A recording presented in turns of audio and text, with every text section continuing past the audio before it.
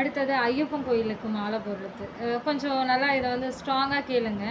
ஐயப்பன் கோயிலுக்கு நம்ம ஏன் மாலை போடுறோன்னா, பக்தின்றது ஒரு காரணமாக இருக்கலாம். ஐயப்பனோட அந்த வழியை பின்பற்றணுன்றது தான் மெயினான காரணம். பெண்கள் ஏன் மாலை போடக்கூடாது அப்படின்னு சொல்கிறாங்கன்னா, அது அறிவியல் ரீதியாகவும் கொஞ்சம் உணர்வு ரீதியாகவும் பெண்களுக்கு புரிய வைக்கணும். அந்த இடத்துல வந்து தீட்டு, பெண்கள் உள்ளே வரக்கூடாது அப்படின்ற ஒரு மாதிரி நெகட்டிவான தாட்ஸில் சொல்லும்பொழுது பெண்களுக்கு வெறுப்பு வரும், கோபம் வரும், ஆத்திரம் வரும், கொஞ்சம் மனசும் வலிக்கும் அந்த டைமில். பெண்கள் வந்து மாதவிடாய் டைமில் வந்து பெண்களுக்கு வந்து உடம்பு ரொம்ப ஹீட்டாக இருக்கும். அந்த இடத்துல வந்து நம்ம 18 படியை வந்து அந்த அந்த பீரியட்ஸ் டைமில் அந்த நெருக்கத்தில் நம்ம போகும் பொழுது அந்த 18 படியை கடக்கும் பொழுது அந்த 18 படியும் வெடிக்கிறதுக்கான சான்ஸ் நிறைய இருக்குது. தகடில் அதை செஞ்சுருப்பாங்கன்னு நினைக்கிறேன். காப்பர் தகடா என்னன்னு தெரியல, சூடு தாங்காதுன்னு நினைக்கிறேன்.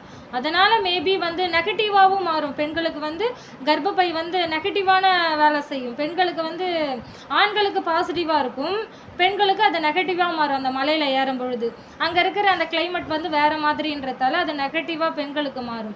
அதே மாதிரி மாமிசத்தை நிராகரிக்கணும் அப்படின்னா 48 நாள் ஒரு மண்டலம் ஐயப்பன் கோயிலுக்கு மாலை போடுறவங்க எல்லாருமே அதை ஒரு சரியாக அதை பழகுனீங்க அப்படின்னா கலங்கத்தில் எழுந்து குளிக்கிறது, அந்த உயிருக்கு வலிக்குன்ற உணர்வோடு அந்த மாமிசத்தை சாப்பிடாம இருங்க. ஒரு புரிதல் இருக்கணும் இல்லையா? நம்ம மொட்டையாக வந்து சாமின்ட்டு நம்ம வந்து சாப்பிடாம இருந்தோம்னா புரிதல் கிடைக்காது. அந்த உயிருக்கு வலிக்கும். அதே மாதிரி இயற்கைக்கு நம்ம உடம்பு பழக்கணும். அதனால தான் வந்து வெடிகாலில் எழுந்து பஸ்தண்ணியில் குளிக்கிறோம். இயற்கைக்கு நம்ம உடம்பு பழக்கும் போது ஆரோக்கியமாக இருக்கும், நோய் இல்லாமல் இருப்போம். அதே மாதிரி ஒரு உயிரை வதச்சி சாப்பிடாமல் இருக்கும்போது நேர்மறையான எண்ணம் வரும், அதிகப்படியான கோபம் வராது. அதே மாதிரி கத்தி பேசினாலும் அதில் கோபம் இருக்காது, உணர்வு தான் இருக்கும். குரல் ஜாஸ்தியாக இருந்தாலும் கம்மியாக இருந்தாலும் ஒரு உணர்வு இருக்குமே கண்டி, அந்த இடத்துல கோபம் இருக்காது. ஒரு உணர்வு ரீதியாக தான் எல்லாத்தையும் கேட்கணும். எல்லாத்தையும் உணர்வு ரீதியாக கேட்டால் தான் புரியும். ஐயப்பன் கோயிலுக்கு எதுக்காக மாலை போடுறேன்னா, இந்த வழியில் நம்ம வாழ்க்கை ஃபுல்லாக வரணும். ஒரு மண்டலம்ன்றது நீங்கள் 48 நாள் மாலை போடுறீங்கன்னா அதை வாழ்க்கை ஃபுல்லாக அவங்க நடைமுறைப்படுத்தணுன்றதுக்காக தான் மாலை போடுறதுக்காண்டி. சும்மா 48 நாள் போட்டு விட்டு போகிறதுக்காக இல்லை. ஏன் குடிக்காமல் இருக்க சொல்கிறாங்க? ஏன் வெடிகாலில் எழுந்து பஸ்தண்ணியில் குளிக்க சொல்கிறாங்க? ஏன் அந்த டைமில் மாமிசத்தை நம்ம நிராகரிக்கிறோம்? பெண்கள் ஏன் வந்து ஐயப்பன் கோயிலுக்கு போகக்கூடாதுன்னு சொல்கிறாங்க? அறிவியல் ரீதியாக பெண்களுக்கு உணர்த்தணும், அப்போ தான் புரியும். அறிவியல் ரீதியாக உணர்த்தும் போது தான் அது நமக்கு நல்லது கிடையாது போல், கர்ப்பப்பைக்கே ஆபத்து, பீரியட்ஸ் ப்ராப்ளம் வரும், நெகட்டிவாக மாறும். ஐயப்பன் கோயில் அந்த கிளைமேட்டில் வந்து மலையில் ஏறி போகும்பொழுது நெகட்டிவாக மாறும் போல் பெண்களுக்கு. அதனால தான் வந்து பெண்களை வந்து ஐயப்பன் கோயிலில் நிராகரிக்கிறாங்க அப்படின்றத பெண்களுக்கு உணர்த்தனமே கண்டி. அந்த இடத்துல தீட்டுன்னு சொல்லி நிராகரிச்சிங்கன்னா கோவம் வரும் யாருக்கா இருந்தாலும். அந்த மாதிரி சொல்லாதீங்க, தயவு செஞ்சு அந்த பழக்கத்தையே மாற்றுங்க. அகராதியிலேருந்தே அந்த தீட்டுன்ற வார்த்தையை தூக்கணுன்ற மாதிரி தான் இருக்குது. ஏன்னா பெண்களை தீட்டுன்னு சொல்லியே கோயில் கர்ப்பகிரகத்துக்குள்ள கூட அலோ பண்ணாம விட்டுட்டீங்க. கர்ப்பகிரகம்ன்றது கர்ப்பப்பை மாதிரி, சரிங்களா? கர்ப்பப்பைக்கும் கர்ப்பகிரகத்துக்கும் சம்மந்தம் இருக்கு அப்படின்னா கோயில் உள்ள பெண்கள் வந்து அலோ பண்ணலாம் இல்லையா கர்ப்பகிரகத்துக்குள்ள? பெண்கள் உணர்வு எல்லாத்தையும் வந்து இப்போ ஆண்கள் மிகப்பெரிய பவர்னா பெண்கள் இல்லைன்னா அந்த இடத்துல வந்து ஆண்கள் மட்டும் தனியாக நின்னா எதையுமே சாதிக்க முடியாது. பெண்ணோட துணையும் இருக்கணும், ஆணோட துணையும் இருக்கணும். அப்போ தான் வந்து எல்லாருமே ஒற்றுமையாக மாறுவாங்க. நான் பெரிய ஆள், நீ பெரிய ஆள்னு தனிச்சு நின்னீங்கன்னா யாருமே வந்து வளர முடியாது. சண்டை போட்டுன்னு தான் இருக்கணும் கடைசி வரைக்கும். எல்லாருமே ஒன்று, தமிழும் ஒன்று, சமஸ்கிருதமும் ஒன்று. அதே மாதிரி கர்ப்பகிரகத்துக்குள்ள பெண்கள் வரலாம். ஏன்னா உணர்வின் வெளிப்பாடு இல்லையா பெண்கள்? தமிழ் இறைவனை அடையிற பாதை வந்து சமஸ்கிருதம், இறைவனோட மொழி, இறைவன்கிட்ட பேசுகிற மொழி, சத்தியமான உண்மை. அது வந்து நல்லா யோசிச்சு பார்த்தீங்கன்னா தெரியும். நிறைய மந்திரங்கள் எல்லாமே வந்து பவர், எல்லாமே வந்து சவுண்டு. நீங்கள் வந்து ஒரு வேர்டாக பார்க்காதீங்க. எந்த ஒரு வார்த்தையும் வந்து வேர்டாக பார்த்தீங்களா வந்து அது பேடாக தெரியும். அதனால் எல்லாமே சத்தம், சவுண்டுக்கு வந்து ஒரு வைப்ரேஷன் இருக்குது. இப்போ நான் நெகட்டிவாக உங்ககிட்ட பேசுகிறேன்னு வச்சுக்கோங்க, ஒரு கோவத்தோட ஒரு நெகட்டிவான வார்த்தையை பேசுகிறேன்னா உங்களுக்கு கோவம் வரும். அதே கோவத்தோட நான் பாசிட்டிவாக பேசுகிறேன்னா உங்களுக்கு ஒரு உணர்ச்சி வரும். ஒரு நம்ம ஏன் இப்படி வாழறோம்? கரெக்டாக நம்ம வாழணும் இல்லையா? நம்ம வாழ்க்கையை மாற்றிக்கணும் இல்லையா? தப்பாக தான் நம்ம வாழறோம்ல. அப்போ நம்ம தேவையில்லாத உணவுகளை வந்து நம்ம உடம்புக்குள்ளே போட்டுக்கிறோம்ல அப்படின்ட்டு நான் ஒரு கோவமாக சொல்கிறேன்னா உங்களுக்கு புரியும். இந்த கோவம் வந்து பாசிட்டிவ். வெறி கொண்டு இருக்கக்கூடாது. எதையுமே வந்து உணர்வு ரீதியாக வந்து உணர்த்தும் போது உரைக்கணும். மற்றவங்களுக்கு சொல்லும்பொழுது ஒரு உரைக்கிற மாதிரி சொல்லணும். அதே மாதிரி தான் மகாவிஷ்ணு அவர்களும் உரைக்கிற மாதிரி சொல்வார். அதே மாதிரி ஞான கல்வி வந்து கண்டிப்பாக பள்ளிகளில் முக்கியமாக தேவைப்படுது. தற்கொலையை தடுக்கும் ஞான கல்வி, அதிகப்படியான வீரத்தை கொடுக்கும் ஞான கல்வி, எதையுமே சாதாரணமாக ஏற்றுக்கிற மனப்பக்குவத்தை கொடுக்கும் ஞான கல்வி, தனித்திறமைன்னா என்னன்னு கண்டுபிடிக்கிறதுக்கு உதவும் ஞானக்கல்வி. அதே மாதிரி குழந்தைகளை எப்படி வளர்க்கணும்னு சொல்லித்தரும் இந்த ஞானக்கல்வி. குருமித்ரே சிவன் அவர்கள், மகாவிஷ்ணு அவர்கள் என்னோட ஆகச்சிறந்த குரு. எனக்கு சொல்லி தந்த அவங்க 2 பேரோட பாடம் தான் வந்து என்ன இறைத்தன்மையை உணர வச்சுது.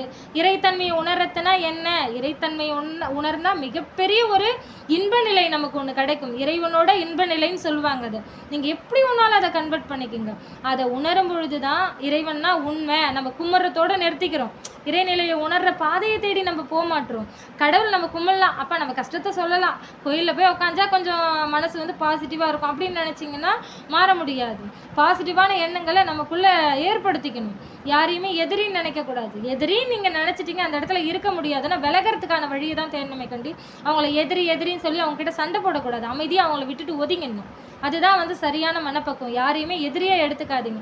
ஒன்று ஒத்துமையாக பாருங்கள், இல்லைனா வந்து புரிதலை ஏற்படுத்தி விலகிற வழியை பாருங்கள். யாருன்னா ஒருத்தர் விலகிட்டிங்கன்னா, ஒருத்தவங்க வந்து சரியான ஒரு இயற்கை பாடத்தை ஒருத்தவங்க எடுக்கிறாங்கன்னா அவங்க ஆகச்சிறந்த சரியானவங்களாக இருப்பாங்க. இல்லை என்னாலே இயற்கை பாடத்தை எடுக்க முடியும், புரிஞ்சுக்க முடியும், என்னைய இந்த உலகத்தையே மாற்ற முடியும், இந்த பிரபஞ்சத்தையே மாற்ற முடியும், இந்த இயற்கையில் மிகப்பெரிய மாற்றத்தை நிகழ்த்த முடியும்னா யாராக இருந்தாலும் அந்த வேலையை செய்யலாமே கண்டி. ஒருத்தவங்களையே பிடிச்சிக்கிட்டும் யாரும் நிற்க மாட்டாங்க. யார் வந்து இயற்கை புரிதலோட மனித நேயத்தோட பிற உயிருக்கு வலிக்குன்ற மனித நேயத்தோட வராங்களோ அவங்க எல்லாருமே இந்த நாட்டால தகுதியானவங்க. யாரா இருந்தாலும் இயற்கை புரிதலோட இருக்கிறவங்களுக்கு தான் ஓட்டும் வரணும். சரிங்களா? அதே மாதிரி மதுவால நிறைய உயிர்கள் போகுது. ஸோ மதுவை கோவத்தோட ஆத்திரத்தோட சண்டை போட்டு அந்த இடத்துல தொடப்பு கட்டி எடுத்து வச்சுக்கின்னு வண்டி போக விடாமல் தடுத்துக்கிட்டு அந்த மாதிரி வந்து இது பண்ணாமல் ஒரு புரிதலை ஏற்படுத்துங்க. மதுவால் எத்தனை உயிர் இறந்து போகுது, மதுவால் வயிறு வலி. அந்த பெண்களுக்கு வந்து இப்போ டெலிவரி டைமில் தேர்ட் ஸ்டேஜில் ஒரு வலி வரும். அந்த வலி வந்து தாங்கவே முடியாது. ஆனால் அந்த வலி தான் ஆண்கள் வந்து அந்த குடிச்சிட்டு வயிறு வலியால் அனுபவிக்கிறது.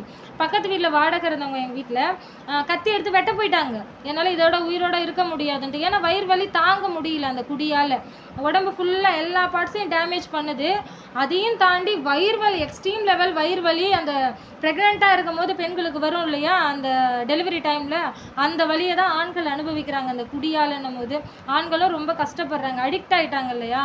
ஆல்கஹால் லெவலை கொஞ்சம் கொஞ்சமாக கம்மி பண்ணி அவங்களுக்கே தெரியாமல் அது தண்ணி மாதிரி தோணணும்.